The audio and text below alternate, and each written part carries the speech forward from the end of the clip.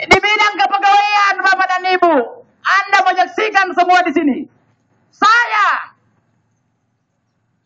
diberhentikan dari jabatan pada tahun 2010 tanpa kesalahan. Dan saya sudah menangkan itu sampai tingkat PK. Setelah dieksekusi, sekarang saya dipecat sebagai pegawai negeri sipil. Luar biasa. Penguasa otoritas Selayar ini membuat aturan di luar aturan yang berlaku. Mengangkat anaknya menjadi kepala bidang mutasi kepegawaian dengan tidak memenuhi persyaratan yang telah ditetapkan oleh aturan. Dan terakhir, mutasi pada beberapa bulan lalu. Anak, menantu, ipar, dan semua keluarga sudah diangkat menjadi kepala dinas. Selayar ini bukan kerajaan, Bapak dan Ibu. Kita ini dalam kehidupan berdemokrasi, Bapak dan Ibu. Bukan kerajaan. Pemilu yang lalu. Pemilu yang paling kotor yang terjadi di Selayar. Pegawai negeri sipil diintimidasi sampai honorer. Untuk memenangkan partai tertentu. Bukti bahwa intimidasi itu ada. Tanda tangan guru-guru SMK Kelautan yang kami pegang.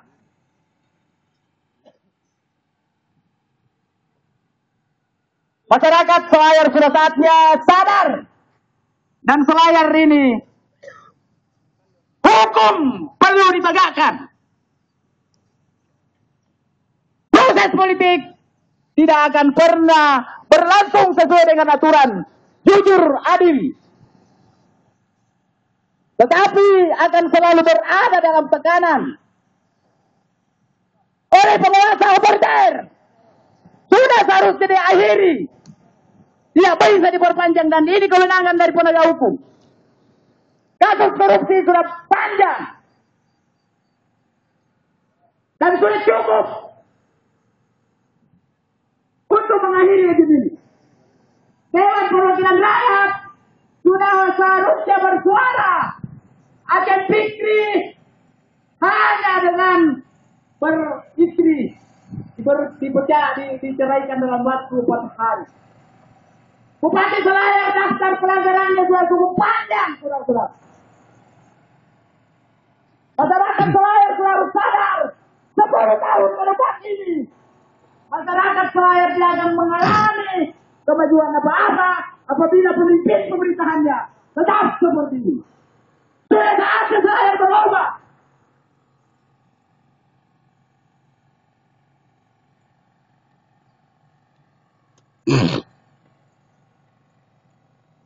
Pemecatan saya adalah sesuatu yang dia mendoakan Bapak dan Ibu.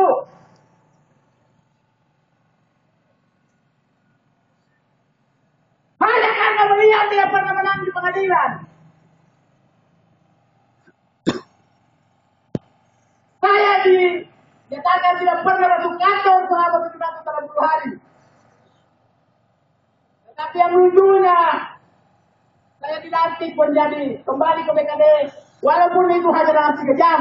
Kemudian dilantik menjadi staf ahli. Sesudah itu baru diberhentikan. Tidak ada dasarnya Bapak dan Ibu. Orang yang tidak pernah masuk kantor itu dipecat, bukan diangkat dalam jabatan 1 hari 2 jabatan. Dan yang paling parah terakhir ini adalah kedua. Honorer kandidat kategori 2 ini adalah percontohan nasional terburuk di Indonesia. Yang terakhir Blitar hanya 54% silumannya. Selain di atas 70% yakin itu. Dan para penandatangan SK siluman ini akan diproses sesuai dengan hukum yang berlaku.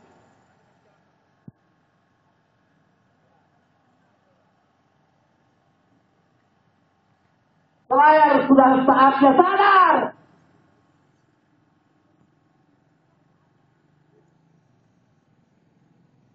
bahwa kemakmuran rakyat itu hanya bisa tercapai dengan pengelolaan pemerintahan yang baik. Good governance bukan cuma pada saat rapat-rapat itu mampu dilakukan, tapi implementasinya tidak ada. Buktinya 1,2 M sisa UDP dibelanjakan, dan sekarang yang biasa mengatakan good governance itu sudah jadi tersangka. Untuk tersangka korupsi tidak ada ampun, harus ditahan supaya tidak melakukan perbuatan yang serupa.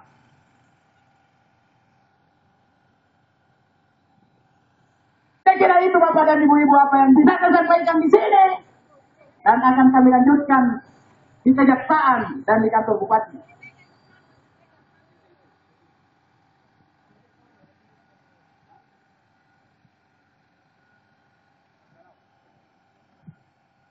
Ini perwakilan dari ibu-ibu yang merasakan pahitnya ekonomi. Assalamualaikum warahmatullahi wabarakatuh. Waalaikumsalam. Kami dikonjak para penguasa, kok dilakukan masyarakat kami utamakan ke ibu-ibu. Karena miris kami melihat hasil pemilu kemarin. Jadi intinya,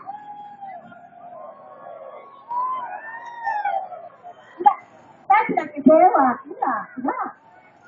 Saya tidak kecewa karena begini. Intimidasi kekuasaan jelas ada bukti, ya. Bagi politik jelas ada. Bapak-bapak di media berdiri di depan mata kita, bukti, tidak usah dicari saudara-saudara kita. Ada jelas, bukan rahasia lagi tapi rahasia, jelas sudah ada.